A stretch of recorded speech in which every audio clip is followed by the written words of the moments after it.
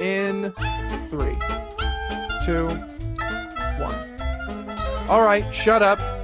PSA real quick off the top. I just want to remind everyone about the games that we played in PE that no one plays anymore, and that it's a good idea to revisit those every once in a while.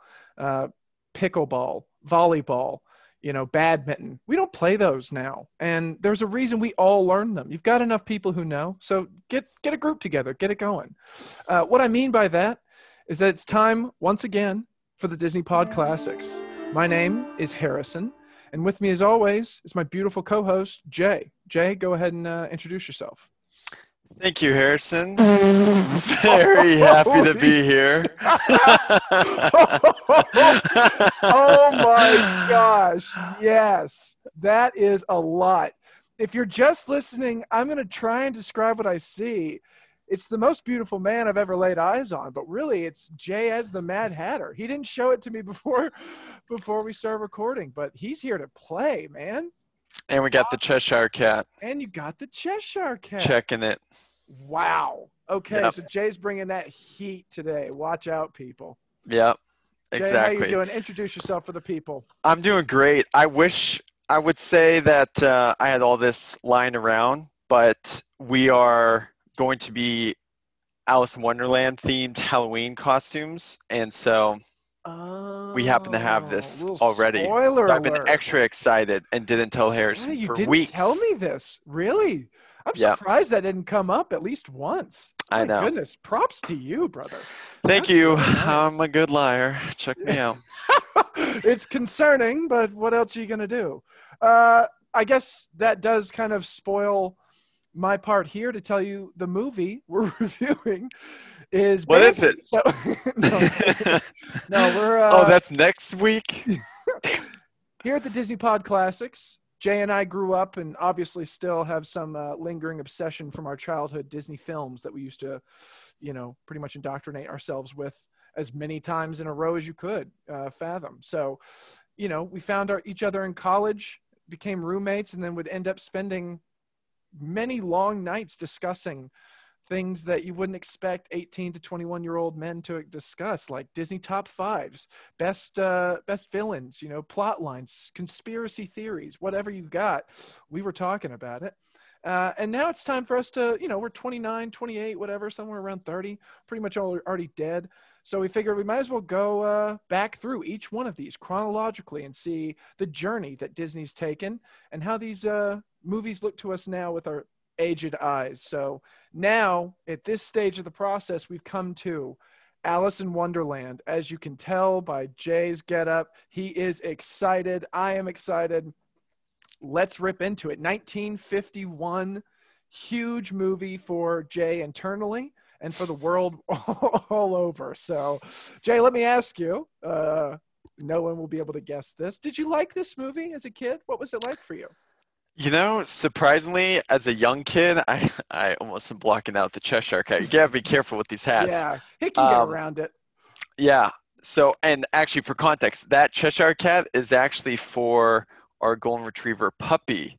So when we get her, she's going to be in that. And then, there's even more surprises visually coming up as well. Holy crap. So, I'm not ready for this. As a kid, I actually didn't care for Alice that much. It wasn't until like high school years. It's more of the edgy film, and once I rewatched it in the teens, I fell in love with it. It was in my top 5 for quite a bit, and it has slowly slipped out, but not anything to do with Alice. Just there's so many great Disney movies out there. But I rewatching this still have so much respect for it as well. But what did you think of it as a kid? Was this a go-to? And then did that evolve at all up until now? Certainly never a go-to. This was a movie that I'm not going to say I didn't enjoy it, but even that sentence alone tells you something. It's like it has the appearance of being a really fun, enjoyable movie throughout, but there's some like disturbing note to it, kind of like rotten deep within the recipe, where you're just like, there's something that's wrong with this movie for me. So it was never like I had a articulate problem with it, but there was something that kept me, like a glass wall that kept me away from it. And looking back on it now, I can understand exactly why that was, but it was never going to be the movie that I wanted to watch all the time. I don't know that I even owned this one. It just, parts of it disturbed me. And it wasn't the same kind of disturbing that you get in some of these terrifying villain movies. It was just like, why do I feel itchy when I watch this movie? All right. Well, that's not a good answer. But shut your camera you have a off chance. and leave. You have a chance to save yourself. Oh. What did you think of it this rewatch? You know, what I've written is I don't know. I'll tell you first and foremost, I like it better now than I did back then. But there's a part of me that's just so intellectually confused by this movie and curious with no real answers that it's hard for me to be like, do I like that? Do I not like that? I don't even think I've gotten to that point. It's been a while since I watched it, and I still don't think I've uncovered all the layers of this movie, which maybe is giving it some respect it deserves, but also can't give you a clear answer on that one right now. I feel like I'll discover a lot about how I feel about this movie through our discussion. It's a bit of a therapy session, as you will. All I need is a chance. Oh, you got a chance. Glad to hear the that the door is open. It's just lights are off in there. You never know what you're going to find. Yeah, exactly. All right. What do you know about this movie then, Jay? Since you're so tough and have so much love for it, talk to me. Well, I will say that as after rewatching it again, I think I actually respect it more than I ever have. Yeah. It's not that doesn't necessarily equal it going up in my ranking, but I think the easiest way to sum this up as to why I enjoyed watching this movie, specifically the last time or this rewatch, is as we're going through watching these movies in order, we know quite a bit of the movies that we're coming up on as well. It is so unique in the Disney timeline that there's still not a Disney movie that you could even remotely relate this to. And it's a very good point. It's for two main reasons. Harrison, take your notes, all right? You're going to be tested on this, and you have to say that you love this movie at the end. Ready? All right. 1, most Disney movies will focus on either a love interest and have that love build out throughout the movie, or some type of character development where they come around. You can think of nearly any Disney movie, and one of those two things is at least most of the plot of the story. This movie doesn't even attempt to do either one of those. No characters grow. Alice, who we follow the entire time, comes out the exact same way she did at the beginning of the story. But the beautiful thing is they didn't even try to do either one of those things. They owned it and went in such a different direction, and just they were 100% bought in. You can't even it's not even close to anything even today, nearly 70 years after this movie was made. I can't believe you're overlooking Fantasia like that. The best Disney movie that's ever been created. It's Talk not about a new direction. It's not a story like this, though. No, it's not. I think that's part of why it catches people off guard. It feels, and I don't even know how long I'm going to make it. What, like 5 minutes before I'm going to be able to compare it. It feels like it's just someone's recording their like acid trip or something. Like it just seems like it's nonsensical. It's all over the place. It's like halfway between really pleasant and really terrifying the entire time. And most of my research for this movie was all, I could say for naught, but it's a bunch of people's, theories on what it all means and stuff like that. I'm sure some people would say that Alice does grow in this. And you maintain that you don't think she's develops at all? No, I don't think she does. And that's the beauty of it, though. If she grew, then the whole story gets confused. But I think once that's taken off the table, that you realize this is different than any Disney movie that you've seen, and you just enjoy the ride, and it's all low stakes. There are a couple scenes where I will talk about where I think it diverges a little bit, and they're my least favorite scenes as well. But the lighter stakes this movie stays, the the better and more enjoyable I think the whole ride is.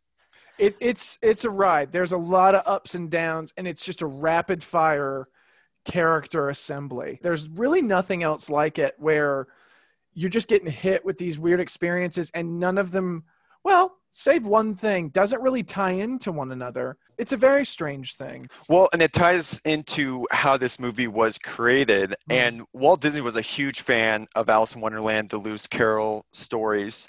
And was it called Alice in Wonderland, or was it Into the Looking Glass? Because there's Into the Looking Glass, and then is that two different Alice's things? Adventures. Yeah, there's a couple different books. Those stories are blended together, or there's aspects from both of those stories in this movie. And so Walt had always been a big fan of this. He had done some live action like in the 20s and 30s that actually had some success, and then jumped into Alice in Wonderland. World War II hit, but then when it was being created after the war, they actually split teams up to animate these short scenes, and they all tried to outdo one another and stitch them together. Whoa. But it's really cool in that sense that a lot of them didn't even know what the other team was doing, and it actually doesn't take away from our experience. I think that's one of the enjoyable pieces is like, you don't know which way you're going to turn in this maze. You can't be sure that what she's going to next is going to be better than where she just came or escaped from a lot of these circumstances. Exactly. And there is of course, like the drug and psychedelic aspects of it. It sounds like you did some reading on it. I do want to confirm, at least according to Google. This is great on shrooms. Lewis Carroll, he had several diaries, and there was no mentions of any drug use. And really, there are no confirmations that I was able to find other than theories that he was on drugs. So there is a ton of theories like that, but that's so. I do think that's a common misconception, though, and that's something I've always just assumed.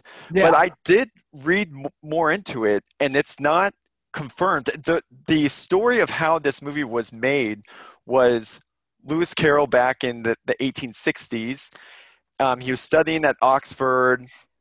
Family friends. They had 3 little girls. Yeah, exactly. You got to take me serious, dog. No, all right, I'm so a professor. Hard. And he took these girls out on this boat ride, and they wanted a story to fall asleep to.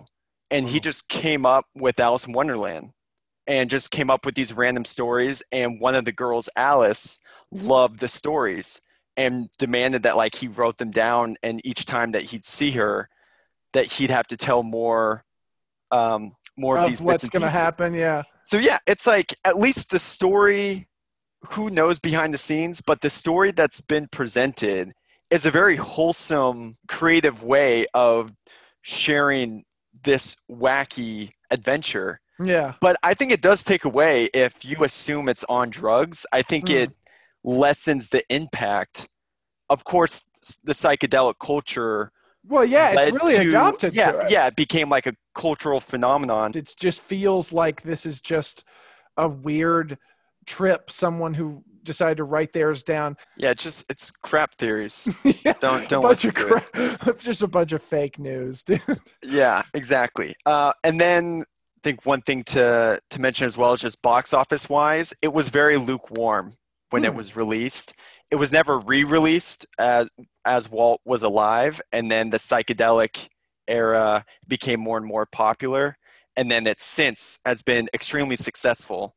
But it is also the only movie that has 2 Disney park rides in each of the parks as well. Yeah. So the teacups in every park in the world is in there. And that says a lot because not every ride it's a constant. That's translates. Totally true. It's a small world, dude. It really is. It is such an iconic ride. So it's up there on the Hall of Fame. Yeah. So, and it came out right as Disneyland was opening as well, which has an impact. But I think that's also led to this being so much more than when this movie was originally released. It's fascinating to see how much momentum it picked up decades after. It is, and it's interesting to see how much of it still lives on. Like, there's just such a cult following to this movie that I've I don't know why. I mean, I don't really see the cult piece of it. I don't know about you. These but whack I just jobs don't. I dressing look up, around. dude. I don't see it. Yeah, I'm sure you don't. If you don't see it around you, it's you. That's that's the old rule with the Alice in Wonderland lore. Yeah, it's interesting, and I'd like to let's get it. Ooh, I'm gonna fly there. Let's get into the story and let's break it down. See if we can find these nuggets of why this actually became such a weird facet of our society. Yep. Let's do Take it. us to chapter 1. So Alice is in the park in London with her sister. Her sister's reading the story, and she falls asleep, goes down the rabbit hole. Nice. And that's such a phrase now. I know. That's a real I phrase. say it all the time as Yeah. well. I mean, what a phrase. She meets the doorknob, gets through that, the Dodo, that whole experience, Tweedledee and Tweedledum. Easy for you to say. And then Tweedledee and Tweedledum tell the story of the walrus and the carpenter, or the curious oysters. And it's going to be rapid fire story plots because they're all very they're quick. All very small. But yeah, that's chapter 1 to this point.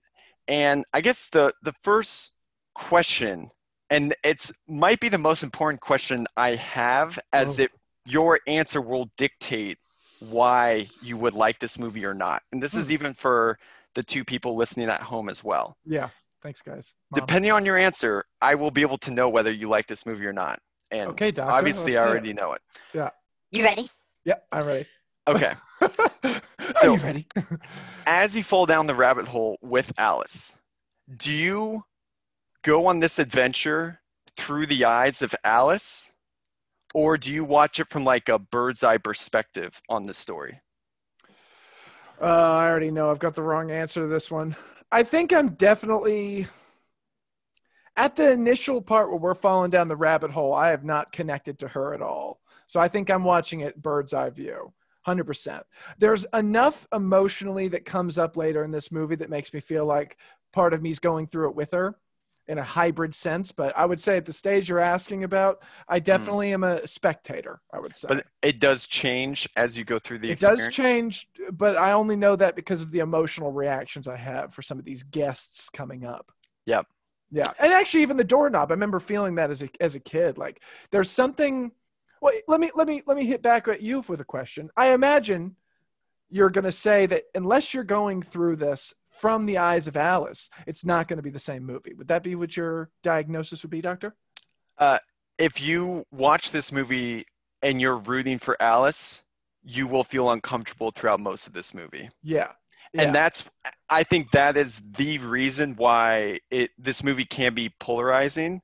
And I think it's that clear. Like if you are rooting for Alice and you want her to succeed, then you're not going to enjoy this. It's so obvious in that sense. Got me pinned there. I think that's definitely it. If you watch it from like the bird's eye view, where Alice, for being one of my top 10 favorite Disney movies, the character you are with throughout this whole story. Well, that's my question. At the very best, I'm a neutral on her. Do you even like her? Like, I don't. Yeah. I don't like her, and I actually think it is the perfect character though for this ride. Why?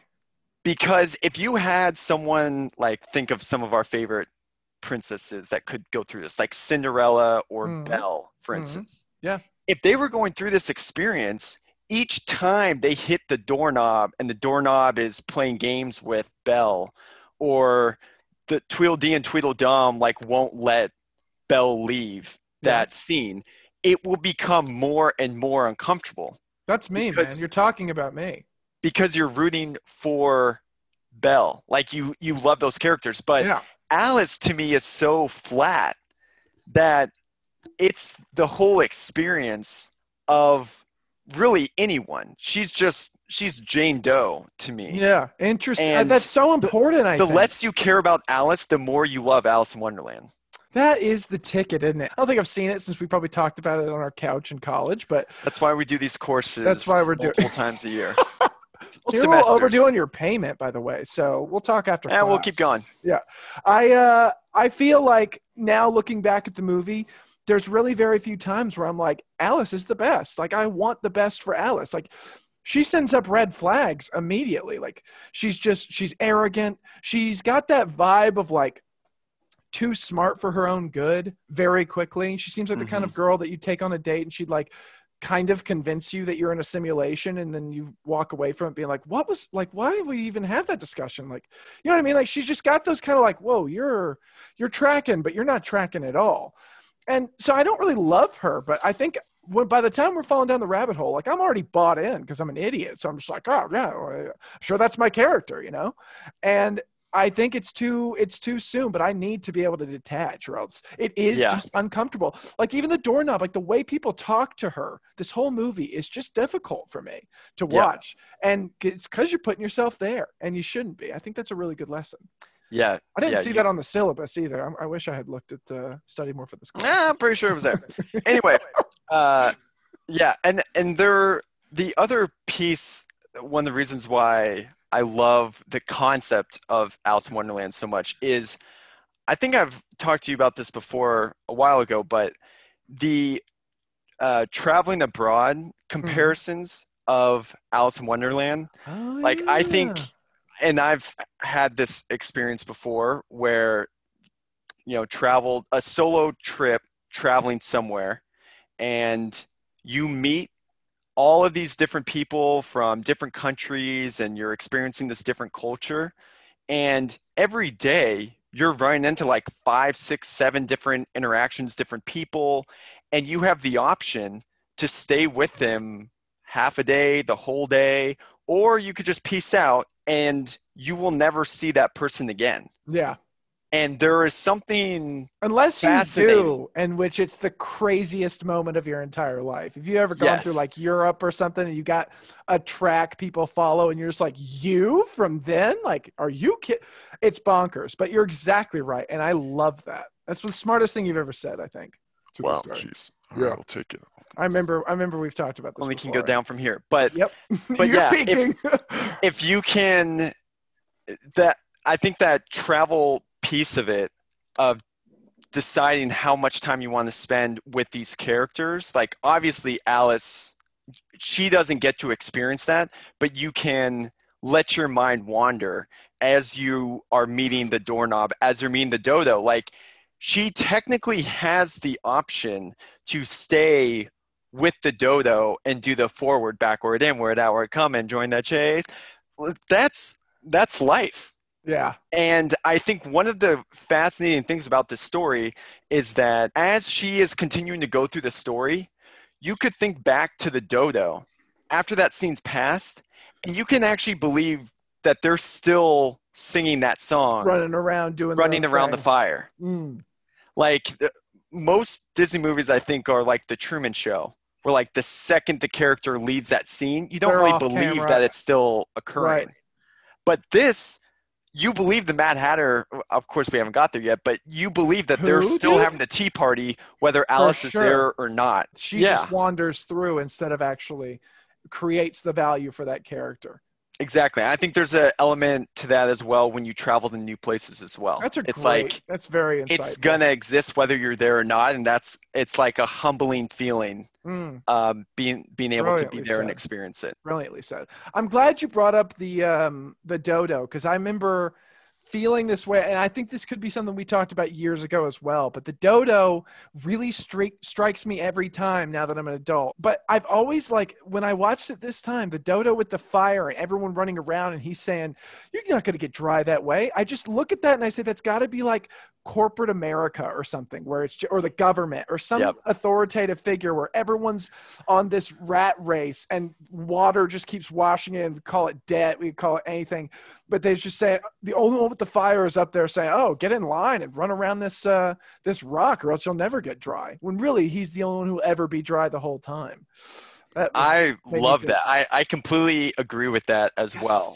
And I try not to see, like, of course I've talked about a lot of the deeper meanings of the story already, but sometimes like taking it light and not trying to read too much into it is more enjoyable with this. The Dodo thing, it does scream like government. Metaphor. There's another scene as well that I'll discuss later, but no, I think you're spot on that that's greed or some form of like corporate crap. that Yeah. everyone- Down with society, dude. We're so onto something here. yeah. Just Mad Exactly. Hatter, March Hare. Let's just March Harrison. Holy shit, let's do this. Oh man. The other thing that I feel, I guess that's a huge problem I have watching this now, and I'm still kind of digesting it because the whole thing feels so metaphorical. And there's so many things that I'm looking at that say, what the hell is that supposed to symbolize? Are you of the opinion that it's better just not to look that way? Because I'm looking at Tweedledee and Tweedledum, and I'm like, maybe those are parents because they're asking, teaching her manners and, the way they posture themselves. I'm saying this got to be. You don't have a chance, kid. Yeah. If you're looking into every scene, it would drive you nuts. It's driving me nuts. That's why I'm saying I don't know if I like this, man. I feel like I've still got a midterm on this one coming up, and I'm not even studied. Yeah. It's almost like a game of golf. Like you gotta just move on to the next shot and not think about what just happened. Yeah, that's exactly. a great way to put like it. all the greats in many different sports. It's like you make a mistake, you gotta keep going. And this whole movie is so fast paced. Like it is extremely fast paced. I think there are very few that could even rival it. And the second thing is this movie has more Disney songs than any other Disney movie, even to date. That's correct. Well, you know that it's I did 30 plus songs that are in this movie. And if you think about like Tweedledee, they sing technically with the Walrus and the Carpenter. They sing 3 songs in like 2 minutes. Most of what they're saying. Father William.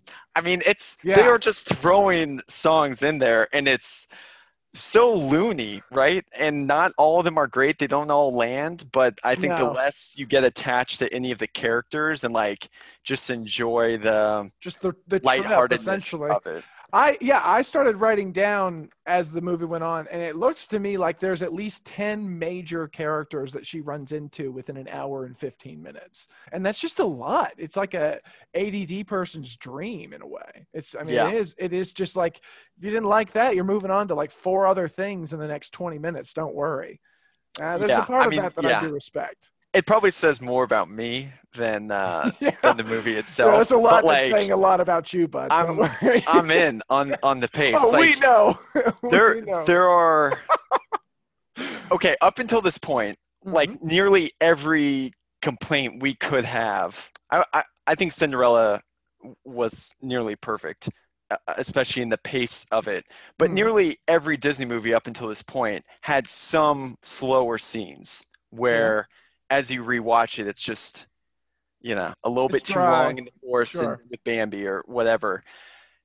This movie, I still don't think there's a movie that competes with it. I got a question for you, a little trivia. Let's see how much you know. Professor. She goes in, and for me, the doorknob, the way he spoke to her when I was a kid, always really made me feel disturbed. I just felt like he was angry and kind of ornery and just not a good guy. In this watching, I didn't feel as passionately about that, but he gives her a drink or instructs her to take a drink, and she recites 4 flavors that this drink tastes like, and none of them make sense. I'm just wondering how many of those can you get? I don't expect you to get all of them, but which ones can you get? Is one like gingerbread? No. Okay, no. I'm out.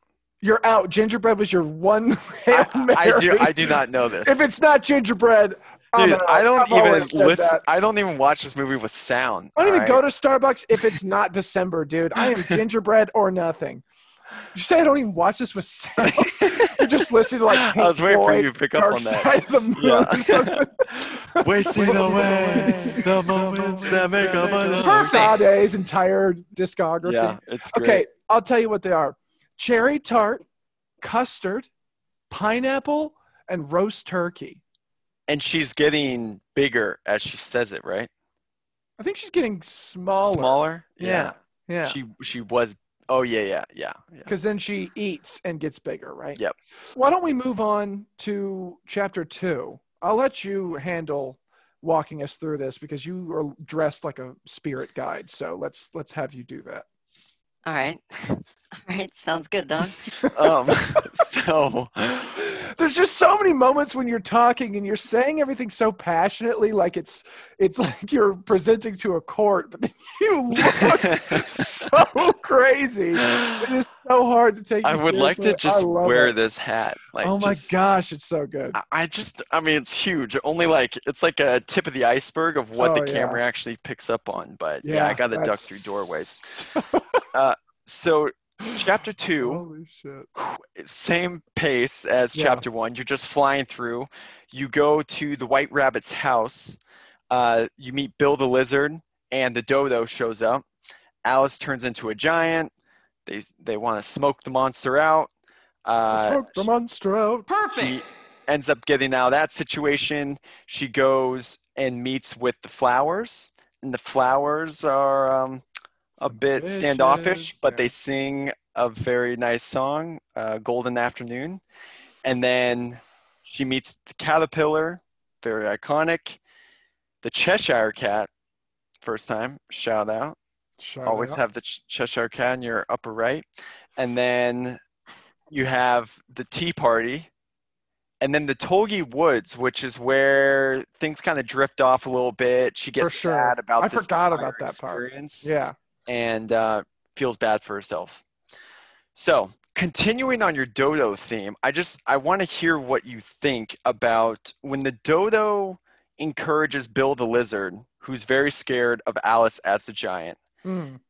He tells him to be brave. Yeah, to go back up. I have this already lined up. Okay, so what are your thoughts with it? I thought it was government sending people to war, 100%.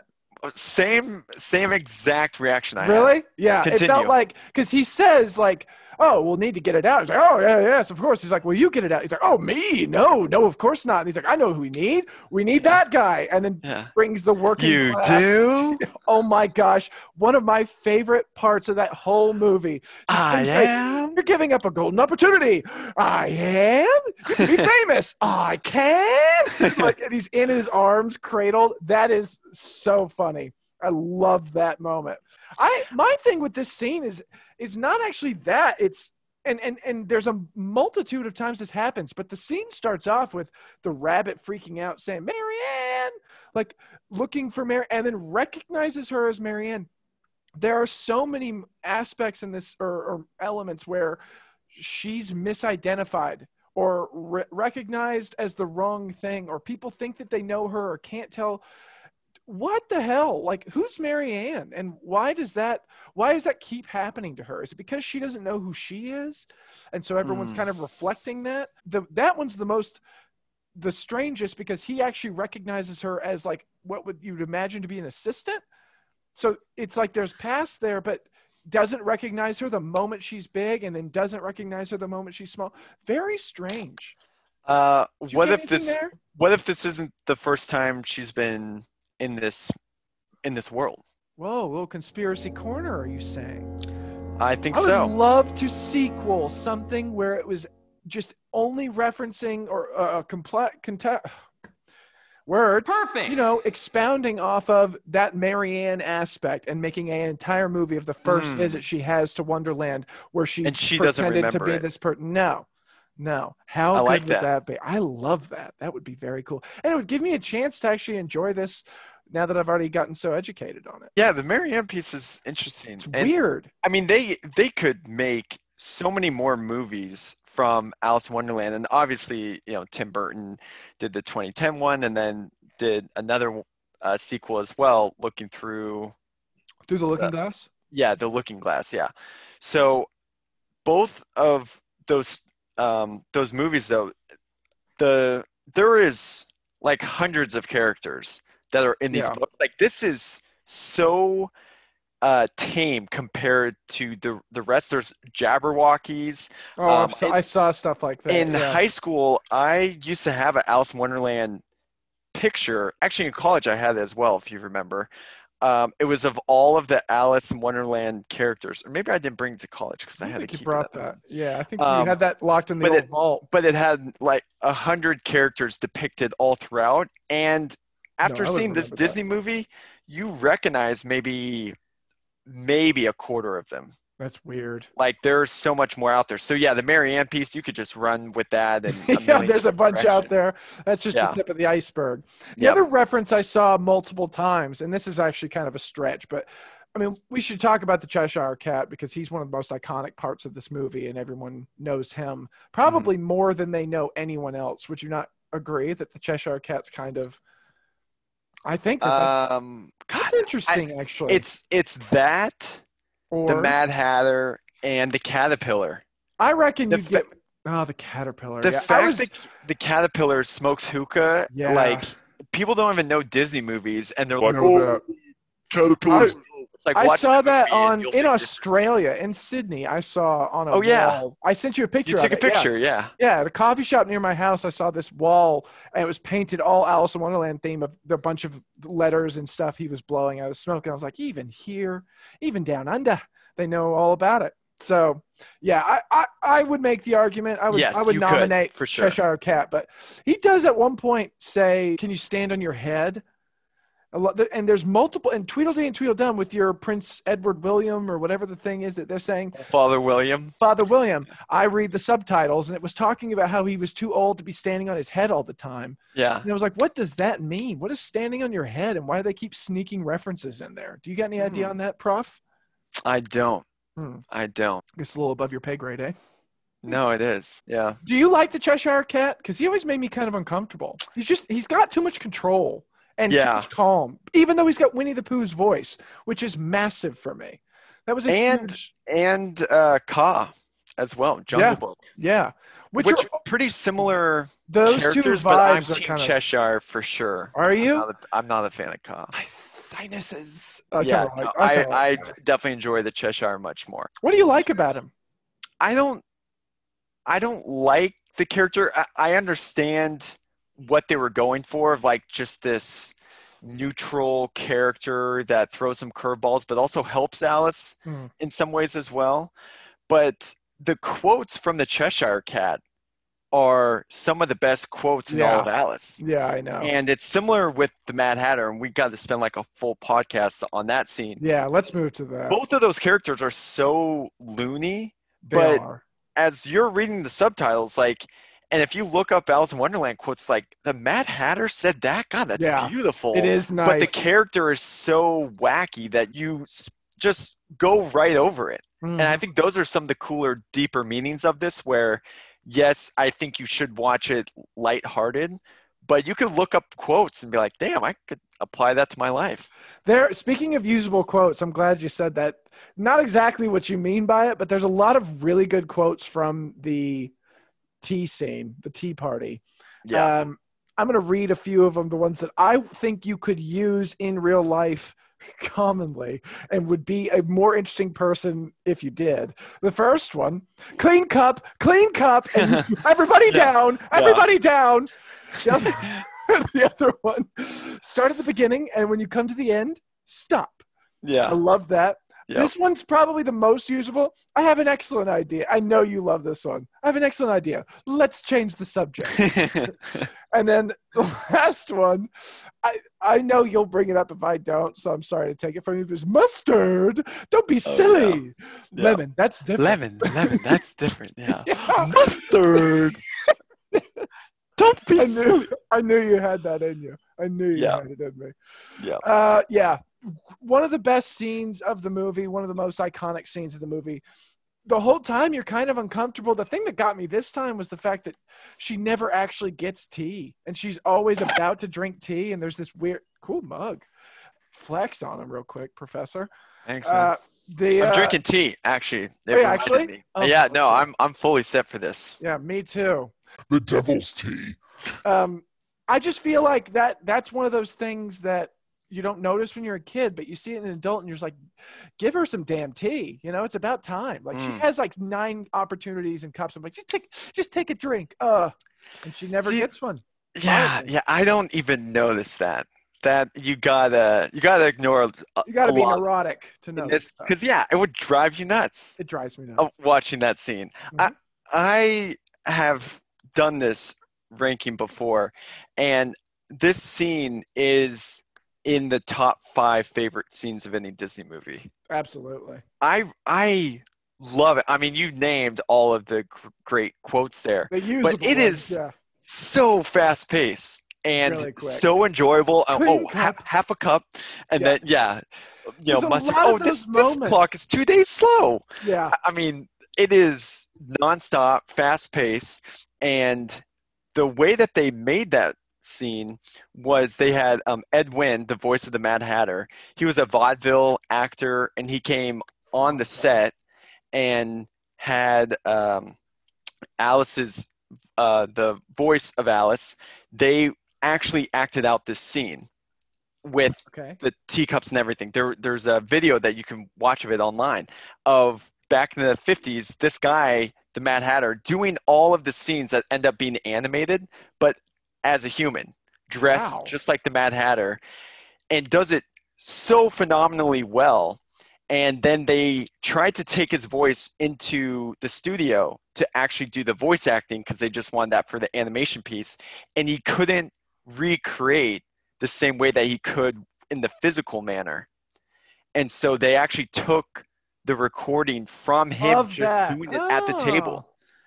Yeah. So it was a whole production for them to try to pull that recording, but like they caught lightning in the bottle, and it was all physically acted by Ed Wynn. Like that scene essentially really did happen in real life. That's very cool. So in that scene, are you rooting for Alice?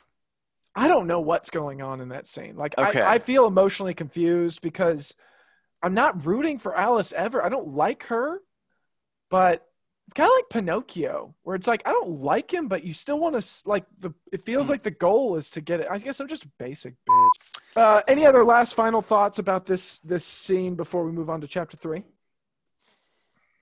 It's tough to sum up. It's just don't watch it. Got that. Yeah, I strongly recommend not rooting for Alice in that scene. Yeah, that would drive you nuts. Okay, take us to Painting the Roses Red.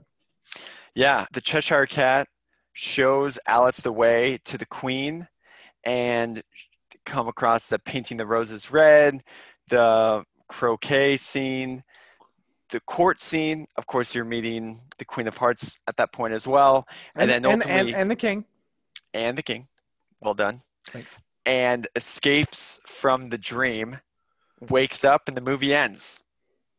No explanation needed. It was all a dream. Dude, who knew? Nice one. So, of course, you get introduced to the Queen of Hearts. What are your thoughts? I have no idea what your answer will be, but just top of mind. What is the Queen of Hearts for you? She's terrifying, man. She's so angry. There's just the thing about this movie in general is that so many people yell. So many people yell at her, and I feel like I have like this weird soft spot where people are yelling at Alice. I'm always like, golly, like calm down. Caterpillar screams at her in her face. This queen yells every half line that she does. Everything's. I'm just like, yeah, like let's take a damn step back. I'm just not a yelly guy. Yeah. We got Queen of Hearts. Oh my gosh. Yeah.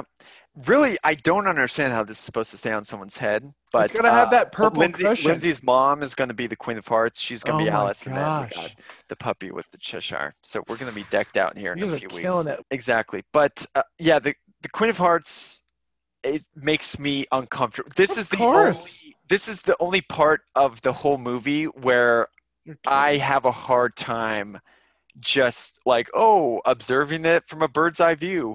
And I think staying impartial.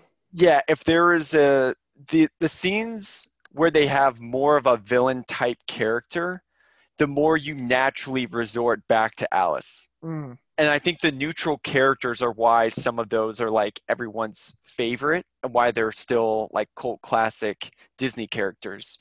But the Queen of Hearts is so angry and just crazy that and unfair. Like it's really unfair the whole time. And you end up having to root for Alice. And I guess the one thing about those scenes with the Queen of Hearts, that feels most dreamlike than anything else. It's like you're punching in a dream and nothing is landing, right? That's a great way to put it. Absolutely it is. Because it's just everything is going wrong and it's all the queen's way. I guess she does say that in the beginning. So it's not like we should know it was coming. Off with their head. Yeah, off with her head, man. That's a quote you could use. My least favorite part of this entire movie, and least favorite character as well, is when Alice is playing croquet and that flamingo is not cooperating. Like that scene, I understand, and I do. You just have to be able to look at it from a bird's eye view, and sometimes that bird is a flamingo. It doesn't work for that scene, and from a flamingo's eye view. 2 in a row. And I understand why, if you are rooting for Alice, and I do always default to rooting for her in that scene, like, yeah, the whole movie would feel the way I feel in that one scene. Yeah. And so that's why I don't even fault people if they don't like it, but it's pretty clear as to why you wouldn't. Yeah. Well, I could see you going all meta and being like, that's the best scene, because there's that point where she's like, do you want to get your head cut off? And he's like, uh-huh. And she doesn't care. He's like, oh, he's just so in tune with what's going on. He just doesn't even care about anything. You know? That scene to me is one of my favorites for some reason, because I like the cards. Like, the way that they, like, I was getting kind of Nazi party vibes from the way that they had them all stacked up when she was riding in, but I got a lot of solitaire vibes also. And those two things cancel each other. When you win in solitaire? When you win in I mean, I didn't know anyone else would know about that, but I've won more than once, and I've seen how they all kind of cascade down.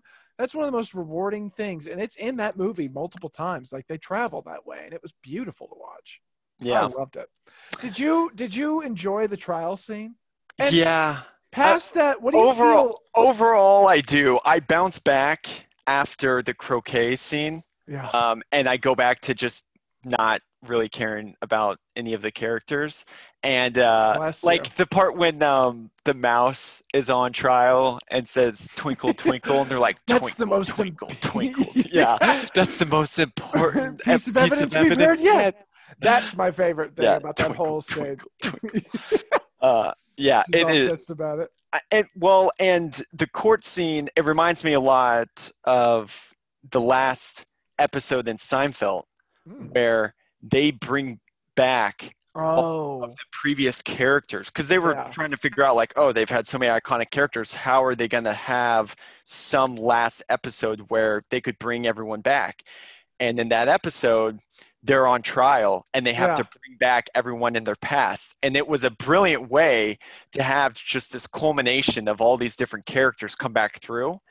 And this was the first time I picked up on it, but that's nice. That's a having really it good end combo. here is how you got the March Hare back and the Mad Hatter and the mouse. So I thought it was pretty brilliant, actually. That is smart. Or it didn't even matter, right? The March Hare could have just popped in, but there was a little bit of thought on how to get them back in the story at the end. The thing that got me the most about this movie, and the thing I respected the most about it, is at the end when she finds the mushrooms that she's put in her pocket.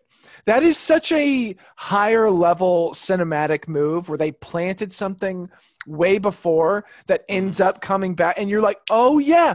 Like, I could see someone seeing this and be like, she's going to use the mushrooms that she put in her pocket. Everyone's forgotten about them, but no, I haven't, you know. You could have called it, like, to be like, oh, that'll get her out of this. That's not something that happens in a lot of Disney movies. No. There's something that comes from the beginning back into, like, just in the nick of time. I thought that was the best part of the whole movie. Yeah. And to be fair, for the folks that don't like Alice, it's those types of scenes where you're like, shit, is there a deeper meaning behind all of this? You know, like, they just give you enough to let your mind wander, and sometimes it's for the good or the bad. Yes, it's both. I think. Is there any debate whether or not it was all a dream? Is there a debate whether she's read Word Up magazine? It's a dream. And honestly, if sometimes when I'm struggling to fall asleep, I used to do this a lot more when I was younger, but I used to, like, just relax and be like, yeah, have your own Alice in Wonderland story. Oh, that's beautiful. Like, the power of dreams. Obviously, toast. This isn't the one we'd want, but anything before we move on to our favorites? No. What was your favorite song? There are so many. Mine has to be Painting the Roses Red, just because it has a nice swing to it. But there's more that I can imagine could sway me. I mean, it was surprising to me that there was as many as you said. Since this is the part we tread, wow. the roses red. Perfect. Yeah, nice. That was a nice hit. God, this is really hard. I'm gonna have to say forward, backward, inward, outward. Come and That's a join the good one. Yeah, the chase. Nothing corporate could be America better. on that rat race. Yeah. And Uh, if you ever find a lot of people, like at a subway, for instance, I've done this before. This is how sad my life Start is. directing I've that. listened to that song and watched people like rush around. Oh, It is hilarious. that is funny. It is actually. so much fun. Who's your favorite character? Mad Hatter. Really? Oh, Yeah. that doesn't surprise me. Yeah. Really? It wouldn't make sense. Yeah, mine's got to be Bill the Lizard, man. The Oh, working class soldier, man. Yeah, I'm all about him. I think I can. yeah. I think he's the best. What's your favorite scene? The Tea Party. What about you? I think I got to go with the trial, man. I think it's so fun. I love the amount Yeah, of times you that love she's- Trials. I love trials. This and dude. Ichabod. It's good. It's really good. Favorite quote? What do you like? Start at the beginning. And when you get to the end, stop. I love that. Mine was from Tweedledee and Tweedledum, surprisingly enough. I just thought you could say this to like a woman at a bar or something. You go, let's say you and me are there. I could say, in theory, if you think we're waxworks, you ought to pay, you know. If you think that we're alive, you ought to talk to us. That's logic. That's logic. Yeah. Then you could say that part, and Yeah. we'd have it in the bag. Yeah. Love it. Love it. Or button. Who's got the button? That's another really. Tweedledee and Tweedledum had some bangers, actually. I used to hate them, and Yeah, I every still time kinda watch hate it, them, I but they're grow to like them a little bit more each If time. you stay long enough, we might have a battle. I think that's kind of funny. Okay, let's move on to our playground pick'em. Yep. Jay, what do we got today? What are we doing? We're gonna play a game of softball. Company softball game. Company softball. All of the characters that you can imagine, and each of us are picking 3. Yeah. And Harrison, since you're not wearing a hat, I will Oh, give you the first pick. That is how logic works. That's logic. Jeez. Well, your old father, William. I had a great pick, and now I'm really doubting it. Softball game. Say it. I got to go with the queen, man.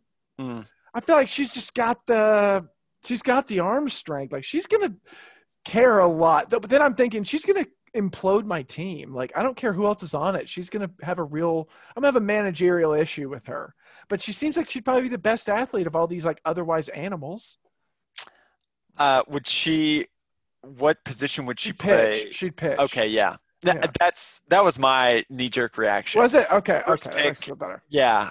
I don't want you to feel better about your pick, but I do. yeah, she definitely was the first one. Sometimes I you think she shouldn't would just worry be about a great pitcher, yeah. and she would I could see her smack that rip ball. and so much trash talk too. And she'd have all the cards in the stands, and they're all solitaire when she did something well or not. And Or never know. cheat for she her might as cheat. well. That's true. So I see a lot of positives there. What's your first pick? Yeah, I'm I already see a lot of in the positives hole. with cheating. Uh, That's logic. I'm gonna match it. I'm gonna go the Walrus. Oh, I Let's was go. thinking he'd sneak by. No, He was a bit of a sleeper. That's He'd be interesting. eating those oysters. Just Love to it see him would try be and run the modern day bases, though. steroids. He'd just He's- be loaded. Worthless on base or anything, though. Once he actually, I think if he doesn't hit a Well, same homer, with the Queen. We're even on all the. if she pull that dress up, she'd run around like she Actually, does. yeah, she's she got does moves, kind of dude. move. She moves. No, he's got some quick feet. On the beach, That's true. He's With got the his hammer. cane rolling. Yeah, that's He a would good keep the point. cane That's a going good on the point. bases, Yeah. like dancing Double left play. and right. It's like no, just go straight. Yeah. Just don't have to go back and forth. Okay, that's a good one. I think for mine, I'm gonna go with Tweedledee or Tweedledum. I'm gonna have them be interchangeable, so they can decide who feels better at the time. Like obviously that doesn't give me 2 people, but I think that they have weird athleticism. They've got a lot of strange movements, especially in sync with one another. Like they're very bouncy. I could see them making some weird plays at like second base and being like, I was gonna "What?" say infield. Yeah, I they're could see them definitely being like very I could see crafty. him being a shortstop and just kind of I just could see it working out, and it'd be one of those things where I'm not looking for the best players. I'm just looking for the right ones, Herbie. Deep. Yeah, Deep. your pick. The Dodo. Oh. And I'm surprised. Oh, It's an insult. no. Yeah, it's an insult that he hasn't been picked yet. Yeah, I Um, had him on my list. I think I deleted him. Dang it. That's tough. That is Yeah. tough. The Why don't you Dodo's a send me a good one. scouting report because you won't need it Yeah, anymore. he's a 5-star recruit, man. Let me tell you But that. yeah, I think he's just he's probably all around going to be the best softball player. He's got speed. I think he'd field well. Like he doesn't have a weakness. He's got those wings. I think the Queen and the Walrus would have the most power, but he's going to help any team he's on. Yeah, I'm gonna counter with Bill the Lizard just because the morale, and I think he's probably got some athleticism. Have you ever been up a chimney? I've been up more chimneys, governor. I think he'd be a good leadoff batter. And you can motivate him real easily. Oh, I can't. Yeah. You get a home run. Oh, I can. I would just like to be around. I could see him in the little hat. Yeah, Bill But you know, maybe he only listens to the Dodo though. Like the Dodo on my team could be telling Bill the Lizard, like, throw the game. you should strike out. Oh, sure, I got that. Yep. Yeah, Yeah. The Dodo could be my catcher. Just talk shit. Yeah, the Dodo would be a great catcher, actually. Yeah. The Walrus You'd really is like get an in people's head. umpire of some sort. Yeah, he would. Yeah, he's really an umpire. He's an ump, dude. We definitely know what he would do after the game. Yeah. Like, oh no, I'm staying on the field. Actually, I'm umping the next one. Yeah. All right, we're actually all good. going back into the corporate office, but Yeah. No. I Inward, do this outward. now. It's a little side hustle. Do you Yeah. have 3 picks? So I've got the Queen. no, I still have one more. Okay, let's Don't take it Queen, away from me. Tweedledee and Tweedledum and Bill the Lizard versus the Dodo, the Walrus. Just a bunch of fatties, dude. And I'm gonna do. Big I'm gonna boys. do the March Hare. Oh, I can't believe the Mad Hatter hasn't been. he's picked. not showing up for games, dude. The Mad Hatter's. I would have picked the Hare over the Mad Hatter for sure. Yeah. I think the March Hare. Of course, he's gonna be fast. He He's has going to to be fast. Yeah, he's like your biological. lead. He's like your pinch hitter. Yeah. Okay, that's a pretty good team. I think I'd prefer to. I forget the Queens on my team. I'd probably prefer to play with yours also. You Yeah, win that that's one, all I that think. matters. Especially Was corporate. this? Was it? Yeah. We're not- Was this? No, Dodo is the boss in this situation. He just like happens to come play as well. Yeah. Is it worth a rewatch for people who've seen this as a kid and now they want to watch it again? 100%. Of course, you'd say that. I'd But say it's more interesting now. some of than, the context, though, like don't assume it's all about drugs or the original intent. It was not. It's I think so there's some. druggy though, man. It I really know, I think feels there's like a some- LSD trip or something. I think there's some aspects that need. There's some context that needs to be shared because if you watch this movie normally, I don't think you're gonna have much of a chance to like it. Yeah. Would you say it's worth a watch if you've never seen it? Yes. Yeah, I would say As yes an on both adult, of those. What age of a kid? Like if you had a kid, what age would you show them Alice in Wonderland? I don't know, man. I've got yes question mark for most of my answers here. It's like I don't think there's Just any 30 positive questions, 30 yes question marks. I'm gonna say 18. Wow. I think it's better to watch this with a developed mind. I God, really do. And wait after- for them to be able to smoke a cig and watch Alice. Yep, dude. Shrink it by the moment. Why not? Jeez, man. Yeah, I'm saying 18. I know I'm wrong. Like I'm not going to tell my 13-year-old kid that can't watch, Alice in Wonderland, but I just don't. I think I enjoyed it a lot more this time than I did as a kid, and I don't think that anyone with my genes has no chance of not basic bitching behind Alice and be like, oh no, everyone's so mean to her. So I just want to save them for that. My It's initial stimulating thought though. my thought was 10. I think 10. I think you have a chance there, and then you have a Yeah, that's chance all right. like in your later teens. Yeah, I like like that. 16, 17. I don't think I like don't a want 'em to develop 6-year-old into or a Alice. 14, 15 year. I just don't see those age groups Yeah, being I'm able with to you. like this movie. I'm with you. Even though 14 and 50-year-olds don't like it, let's still give it a toast. Let's Why do don't it. You go for it. So I said a toast to the white rabbit, to all of our white rabbits.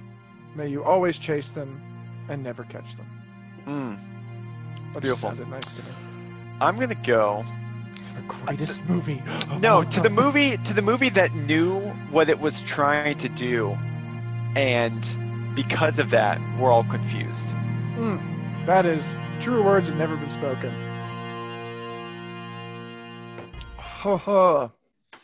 That tea. Whew. Well, that brings us to the end of Alice in Wonderland. Alice and Dub. Thank you so much for listening. Jay, what do we have next? We got Peter Pan. Oh, PDP. Yeah. Pablo. Let's do it. What we called him back in high school. That's what we called him back in high school when he was playing at our 6th grade dances. Let's get it.